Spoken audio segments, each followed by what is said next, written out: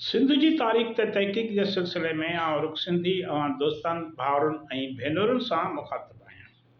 अवां सभिनी खे मुंहिंजे तरफ़ां सलाम। अॼु पाण हिकु अहिड़े किरदार बाबति ॻाल्हाईंदासीं जेको सिंध त छा पर दुनिया लाइ निरालो किरदारु आहे। उहो आहे शाह इनायत शहीद।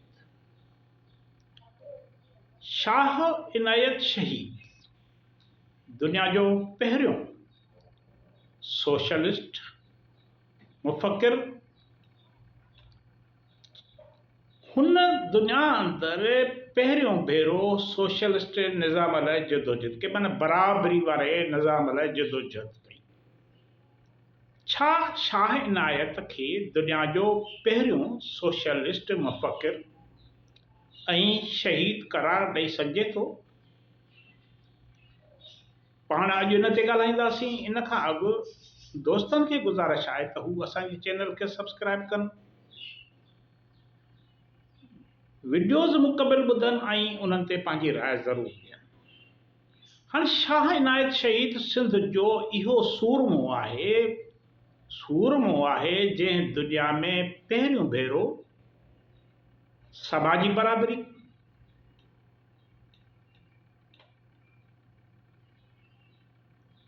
बराबरीअ लाइ अमली तौर जदोजहद कई। शाह इनायत पहिरियों भेरो दुनिया अंदरि पोरियत इनकलाब लाइ जागीरदारनि सां जंग जोटे हारियुनि खे जागीरदारनि जे ज़ुल्म ख़िलाफ़ मुतहद कयो ऐं इहो नारो ॾिनो त जेको खेड़े सो खाए, माना ज़मीन ते जेको हर ॾिए उनखे काहे, उन में फसल पोखे, ज़मीन ते हक़ु उनजो आहे। माना ज़मीन ते हक़ु कंहिंजो आहे? जेको उन में फसल उपाए थो, जेको ज़मीन ते हर जोटे थो, इहो ई उन जे ज़मीन जे उपत जो मालिक आहे। हाणे ही सिंध में 17वीं सदी ईसवीअ में पोरियत इनकलाब जो झंडो बुलंद थियो, जंहिं इनकलाब जी सरबराही शहीद शाह इनायत करे रहियो। जंहिं वक़्तु सिंध में शाह इनायत शहीद जेको खेड़े सो खाए जो नारो बुलंद कयो, उन वक़्तु हिंदुस्तान में मुग़ल शहनशाह औरंगज़ेब जी हुकूमत हुई। सिंध मुग़लनि जे कब्ज़े हेठि हुई। सिंध जा मुग़ल हाकिम दहली जे सुल्तनत जे मातहत हुया, खेनि उतां हुक्म मिलंदा हुआ। मुग़ल शहनशाह औरंगज़ेब जेको दिल्ली जे तख़्त जो बादशाह हुयो, मालिक हुयो, उहो केॾो ज़ालिम ऐं सफ़ाक हुक्मरान हुयो। इन ॻाल्हि जो अंदाज़ो अवां इन मां लॻाए सघो था त औरंगज़ेब आलमगीर पंहिंजे पीउ शाहजहान खे पीरीअ में गिरफ़्तार कराए जेल में विझाए छॾियो। हिन इक़्तिदार ख़ातिर पंहिंजे वॾे भाउ दारा शकूह खे क़त्ल कराए छॾियो। मशहूर सूफ़ी जेको सरमद रहियो आहे, उनखे शहीद कराईंदड़ बि औरंगज़ेब आलमगीर हुयो। दिल्ली जे हिन ई हुक्मरान फ़क़ति फ़िरक़े परस्ती जे बुनियाद ते, मज़हबी फ़िरक़े परस्ती जे बुनियाद ते हज़ारनि शियनि खे क़त्ल कराए छॾियो, संदन आबादियूं मस्मार कराए छॾियूं, घर ॾहाराए छॾिया। हाणे शाह इनायत इन दौर में तहरीक शुरू कई। हाणे हिन तहरीक खे इन पस मंज़र में ॾिसणु घुरिजे। शाह इनायत दिल्ली जे हुक्मराननि जे सफ़ाकियत, ज़ुल्म, ज़्यादतियुनि खां वाक़ुफ़ु हुयो। हू बरे सग़ीर में मुग़लनि ऐं संदन साथारी ज़मींदारनि जागीरदारनि जे ज़ुल्म ऐं नाहक पंहिंजी अखियुनि सां ॾिसी रहियो। सिंध में मुग़ल हुक्मरान अवाम खे ताराज करे रहिया हुआ। धारियनि हुक्मराननि सां सिंध जे गद्दार ज़मींदारनि जो बि साथ हुयो। सिंध जा ज़मींदार ऐं जेके पीर हुया, उहे इन ज़ुल्म में बराबर जा शरीक हुया। सिंध में त आम पोरियत मिसकीन हारी नारी ॿिटे अज़ाब में मुब्तला हुयो। हिकु तरफ़ हितां जा मक़ामी यानी ॾेही जागीरदार पीर ऐं मुल्ला मुग़लनि जा साथारी हुया ऐं उन्हनि जे आशीर्वाद सां अवाम जी फुरलुट में मसरूफ़ हुया। ॿिए तरफ़ क़ाबिज़ मुग़ल हुक्मराननि अवाम जो गिरह खसे वरितो। मिसकीन माण्हू बुख ऐं बदहाली जो शिकार हुया। धारियनि मुग़लनि अवाम जे जिस्म ते कपिड़े जो टुकुर बि न छॾियो। हर तरफ़ फुरलुट जी बाज़ार गरम हुई। ॻोठनि जा ॻोठ तबाह कया विया। पंहिंजे वतन जी आज़ादी लाइ आवाज़ उथारींदड़ जोधनि खे ॻोल्हे ॻोल्हे मारियो पियो वियो। इन्हनि हालतुनि में सूफ़ी शाह इनायत अवाम जी भर वठी बीह रहियो। हिन अवाम जे हक़नि लाइ रुॻो सखणो आवाज़ बुलंद न कयो, पर अमली तौर माण्हुनि खे पंहिंजे मर्कज़ झोक में मीरापुर में कठे करणु शुरू कयो। मिसकीन माण्हुनि जे मुआशी हक़नि जी हासिलात लाइ जथा तयारु करणु लॻो। मुसीबतुनि जा मारियल माण्हू संदसि सॾ में सॾु ॾेई झोक खे पंहिंजे ज़िलतुनि जे ख़ात्मे जो मर्कज़ सम्झी उन ॾांहुं अचणु लॻा, उते पनाह वठणु लॻा, उते गॾु थियणु लॻा। शाह इनायत शहीद पंहिंजी तहरीक जो बुनियादु इन ते रखियो त अल अर्ज़ुल्लाह माना ज़मीन अल्लाह जी मिल्कियत आहे, ज़मीन अल्लाह जी आहे, कंहिंजी बि ज़ाती मिल्कियत न आहे। इन करे जेको ज़मीन ते महिनत नथो करे, हर नथो हलाए, फसल नथो पोखे, लुणे नथो, इहो ज़मीन जे उपत जो हक़दार नाहे। इनखे यानी ज़मींदार ऐं जागीरदार समेत पीर खे ख़ुदा जे ज़मीन मां पोरियो कंदड़ हारीअ खां हिसो वठण जो हक़ नाहे। माना इहो दुनिया में वॾो इनकलाब हुयो, वॾो नज़रियाती जंप हुयो, उछल हुई। अहिड़ी तरह जेको खेड़े सो खाए जे बुनियाद ते झोक में समाजी बराबरी जे समाज अॾण तरफ़ पहिरीं विख खई वई। झोक में हारियुनि पंहिंजो गॾियल पैदावारी निज़ाम हलाइणु शुरू कयो, माना सोशलिस्ट निज़ाम फुरलुट खां आजो। सूफ़ी शाहिना जो इहो नारो ऐं निज़ाम न फ़क़ति सिंध पर दहली जे मुग़ल हुक्मरान लाइ ख़तरे जी घंटी हुयो। इन सॼी सूरतहाल मुग़ल हाकमनि समेत जागीरदारनि पीरनि मुल्लनि खे परेशानीअ में मुब्तला करे छॾियो। ज़ुल्म ऐं ॾाढ जा सतायल माण्हू शाह इनायत जे काफ़िले में शरीक थींदा विया। झोक इनकलाब जो मर्कज़ बणिजंदो वियो।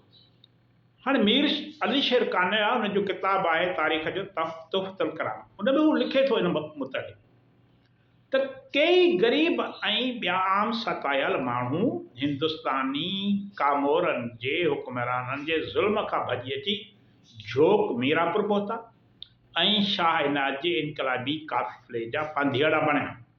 शाह इनायत जी तहरीक हुक्मराननि जे निज़ाम में ॾार विझणु शुरू कया। संदन लाइ ख़तरो वधंदो रहियो, जंहिं ते मुग़ल हुक्मराननि हिन तहरीक खे ख़तमु करण लाइ मैदान में काहे पवण जो फ़ैसिलो कयो।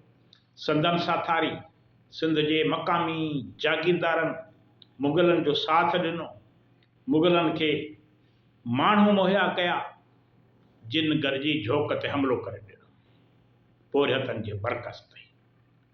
ठट्टे जे मुग़ल हुक्मरान नवाब लुत्फ़ अली ख़ान जे हुक्म ते राति जे ऊंदाहीअ में झोक ते हमिलो कयो वियो। इहो हमिलो कंदड़ केरु हुया?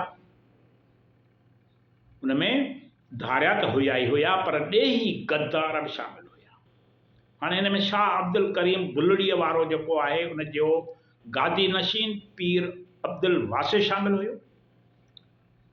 सिंध जो जागीरदार हम्बल जत शामिल हुयो। नूर मोहम्मद पलीजो शामिल हुयो। इहे सभु झोक ते हमिलो कंदड़ में शामिल हुया।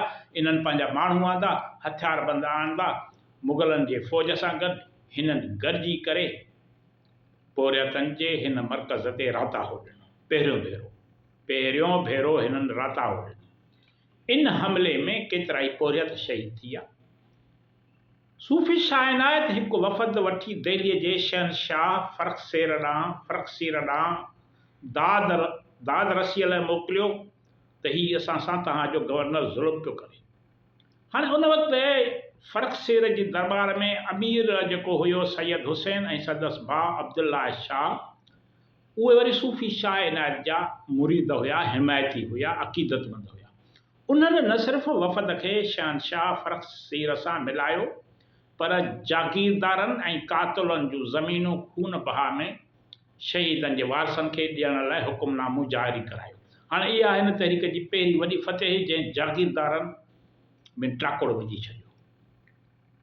जागीरदारनि पीरनि जूं ज़मीनूं खून बहा में मिलण बैदि आम माण्हुनि हारियुनि में वधीक उत्साह पैदा थियो। झोक जे सूफ़ियुनि जी, झोक जे हारियुनि जी कुवत ॾींहों ॾींहुं वधण लॻी। जेका ॻाल्हि इनकलाब दुश्मन कुवतुनि खे वधीक चेड़ाए रही हुई। आख़िर हिननि सभिनी मिली करे शहनशाह फ़र्ख़सेर खां झोक ते फ़ौजी काह जो फ़रमान जारी करायो। उनखे ॿुधायो त हीअ जेका तहरीक आहे तोखे ॻाल्हि सम्झ में नथी अचे, हीअ असां न सिर्फ़ु तव्हां मुग़लनि ख़िलाफ़ु, पर असां जेके जागीरदार पीर तव्हांजा साथारी आहियूं उन्हनि ख़िलाफ़ु बि आहे। इन करे अव्हां हिननि जी मदद न कयो। तारीख़दान मीर अली शेर कानिल लिखे थो त मियां यार मोहम्मद ख़ान नवाब आज़म ख़ान सिंध जे इन्हनि सभिनी माण्हुनि ज़मींदारनि ॾांहुं मदद जा हुकुम वरिता। मियां यार मोहम्मद ख़ान नवाब आज़म ख़ान हुकुम कहिड़ा वरिता त जिन वटि पंहिंजा लश्कर हुया उहा वॾी फ़ौज तयारु करे मोकिलनि। इन खां पोइ मियां यार मोहम्मद कलोड़ो जेको हुयो, जंहिं सिंध ते कलोड़ा हुकूमत क़ाइमु करण लाइ पेशकदमी कई, इन्हनि पंहिंजा लश्कर मक़ामी ज़मींदारनि जा हथियारबंद वठी हिकिड़ो वॾो लश्कर तयारु करे झोक ते वरी ॿियो भेरो हमिलो कयो। इहो जेको हमिलो हुयो सिंध अंदरि मुग़लनि जे ज़वाल वारे दौर में थियो, माना मुग़ल सल्तनत ज़वाल जो शिकार हुई। इहो हमिलो तॾहिं थियो जॾहिं कल्होड़नि जी साहिबी सिंध में कल्होड़नि जी हुक्मरानीअ जी शुरूआत थी रही हुई। सेवण ताईं मियां यार मोहम्मद जो कब्ज़ो थी चुको हो, मियां यार मोहम्मद कल्होड़े जो कब्ज़ो थी चुको हो ऐं ठटे वारे हिसे मथां संदसि नज़रूं हुयूं त उते मुंहिंजी हुकूमत थिए, माना सॼी सिंध जो मां हाकिम बणिजा। इन करे शाह इनायत शहीद जे मरकज़ ते हमले में कल्होड़ा हुक्मरान बराबर जा शरीक हुया। सूफ़ी शाह इनायत ॿिए हमले बैदि पंहिंजे इनकलाबियुनि खे हुकुम ॾिनो त ज़ालिम ऐं फ़ौर कुवतुनि सां मुहारो अटकायो वञे, उन्हनि जी मज़ाहमत कई वञे। हाणे सूफ़ी शाह इनायत जे हथियारबंद इनकलाबियुनि 10,000 लश्कर सां ख़ुदा यार ख़ान जे 10,000 जेको लश्कर हुयो उन्हनि जो, उन ते सूफ़ी शाह इनायत शहीद जे हथियारबंदनि हमिलो कयो। ख़ुदा यार ख़ान जे हाथीअ जे वेझो हमिलो कयो। हाणे झोक जी हिन जंग में सरकारी लश्कर हाथियुनि, तोबुनि ऐं बंदूकनि सां हथियारबंद हुयो। झोक में जेके हारी वेठल आहे उन्हनि वटि छा हथियार हूंदो? हथे ख़ाली कुझु सादे क़िस्म जा हथियार, देसी हथियार। हाणे पीर हुसैनुद्दीन राशिदी लिखे थो त झोक जे मरकज़ जी तबाहीअ में रुगो शाह इनायत जो सुवाल न हुयो, ही इन्हनि सभिनी मिसकीननि, मज़लूमनि, बुखायलनि इंसाननि जे मौत ऐं ज़िंदगी जो मसइलो हुयो, जेकी मुख़्तलिफ़ हंधनि तां ज़मींदारनि जे ज़ुल्म मां निकिरी शाह इनायत जे रिथियल इक़्तिसादी निज़ाम हेठि कुझु वक़्त खां सुख जो साहु खणी रहिया हुआ। इहो हमिलो इन्हनि ते हुयो। जेकॾहिं इहो निज़ाम दरहम बरहम थियो थिए त संदनि लाइ साॻियो ऊंदहि ऐं अंधकार, हुक्मराननि ऐं जागीरदारनि खे हमिलो कंदड़, झोक ते हमिलो कंदड़ हुक्मराननि ऐं जागीरदारनि खे मज़हबी पेशवानि जी पुष्टपनाही हासिल हुई। जॾहिं काफ़ी महीननि ताईं झोक में जंग हलंदी रही, हुक्मरान कामयाब न पिया थियनि, झोक जे वारसनि गोरिला जंग शुरू कई, हुननि ते राधा हणणु शुरू कया त हुक्मरान भाड़ी थी पिया। केतिरनि ई महीननि खां पोइ नेठि हुक्मराननि चाल चली त ही इनकलाबी ईअं वठि न ॾींदा, हिननि लाइ मज़हबी कार्ड इस्तेमालु कयो वञे। पोइ हिननि चयो त बाबा शाह इनायत जी हीअ जेका तहरीक आहे, इहा काफ़रनि जी तहरीक आहे, मज़हबी पेशवाउनि खां फतवाऊं जारी करायूं त शाह इनायत काफ़र आहे, उन जूं जेके आहिनि से ही तहरीक ही नज़रियो ई कुफ्र ते मुबनी आहे। हाणे हुक्मराननि मज़हबी पेशवाउनि सां जे पुश्तपनाही सां संदन सहकार सां शाह इनायत जी सॼी जमायत खे बेदीन ठाराए छॾियो त भई ही बेदीन आहिनि, इस्लाम जो दुश्मन आहे। हर दौर में ई थींदो आयो आहे। उन खां पोइ हाकिमनि ऐं जागीरदारनि जंग जे ख़ात्मे लाइ कूड़ दोखे दोलाब जी साज़िश रथी। इन लाइ अॻियां अॻियां यार मोहम्मद कलोड़े खे आंदो वियो। हुन पंहिंजे अहम उहिदेदार मीर शहजाद खान टालपुर खे मोकिलियो त वञी शाह इनायत शहीद सां ॻाल्हियूं कंदो। बाबा हाणे पाण सुलह था कयूं, जंग ख़तमु था कयूं, इलाही माण्हू मरी चुका आहिनि। हाणे यार मोहम्मद कलोड़े पंहिंजे अहम उहिदेदार मीर शहजाद खान टालपुर खे पंहिंजो पुटु मियां दाऊद खान अब्बासी गॾु करे मोकिलियो ऐं हू पाण सां छा खणी आहे? मुक़दस, मुसलमाननि जो मुक़दस किताब क़ुरान शरीफ़, अछा झंडा खणी सूफ़ी शाह इनायत सां मिलिया। मीर शहजाद खान टालपुर शाह इनायत खे चयो त असां क़ुरान शरीफ़ ते वचन था ॾियूं, वाइदो था कयूं, ही बलोच की ॾाढ़ी आहे। शहजाद खान टालपुर ॾाढ़ीअ ते हथु फेरे चयो त का बि ठगी दोखो न आहे, माण्हुनि जो इंसाननि जो इलाही इंसाननि जो खून वही चुको आहे, वधीक इंसाननि जो खून वहणु न खपे। बेशक तव्हां हक़ ते आहियो। असांखे यार मोहम्मद कलोड़े तव्हां न मोकिलियो आहे, संदसि पुटु दाऊद बि गॾु मोकिलियो आहे सुलह लाइ, त गवर्नर आज़म खान, मुग़ल गवर्नर आज़म खान तव्हां सां ॻाल्हियूं करण थो घुरे, तव्हांजा मुतालबा तस्लीम कया वेंदा, खून जी बंदि थी। जंहिं ते सूफ़ी शाह इनायत संदन दोखे में अची वियो, या हुननि जी का कहिड़ी हिकमत मिली हुई, हुननि जे चकर में अची वियो। सूफ़ी शाह इनायत पंहिंजे भाउ रहमतुल्लाह शाह ऐं भाइटे मखदूम यूसुफ शाह सां गॾु कुझु साथी साण करे किले खां ॿाहिरि निकितो ऐं सरकारी फ़ौज जे ख़ीमनि वटि पहुतो। इन खां अॻु मुग़ल हुक्मराननि जे हिकु फ़ौजी दस्ते शाह इनायत शहीद जे साथियुनि ते हमिलो करे खेनि शहीद करे छॾियो ऐं शाह इनायत संदसि भाउ ऐं भाइटे खे दोखे सां गिरफ़्तार करे वरितो। हाणे इहो 1 जनवरी 1718 ईस्वीअ जो ॾींहुं हुयो। सूफ़ी शाह इनायत खे अलॻि क़ैद तन्हाई में रखियो वियो।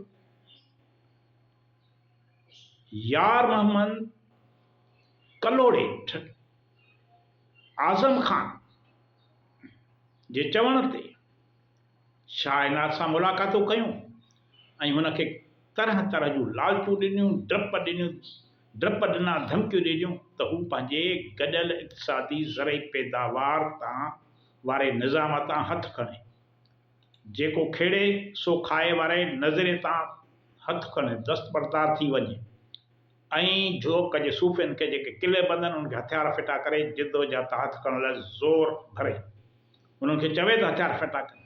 जॾहिं शाह इनायत शहीद ॾिठो त ही सॼो दोखो थियो आहे त हुन मुग़ल हुक्मराननि ऐं यार मोहम्मद कलोड़े जा हुकुम मञण खां इनकार करे छॾियो, जंहिं ते सूफ़ी शाह इनायत खे झुकाइण लाइ पहिरियां संदसि भाउ ऐं भाइटे खे शहीद कयो त जीअं शाह इनायत ख़ूब ज़िद थी आण मञे, पर हू पंहिंजे नज़रिए ते अटल रहियो, हाकिमनि सां ठाह करण खां इनकार करे छॾियो।